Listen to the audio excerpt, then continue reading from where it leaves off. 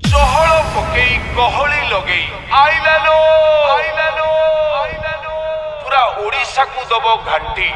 आम टोका को देखिले सुंदरी मानक छाती तले बाजे घंटी धन आइलालो आइलालो आइलालो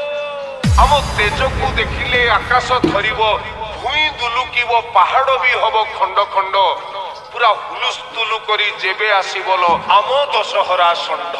धन आइलालो आइलालो DJ Ranjit exclusive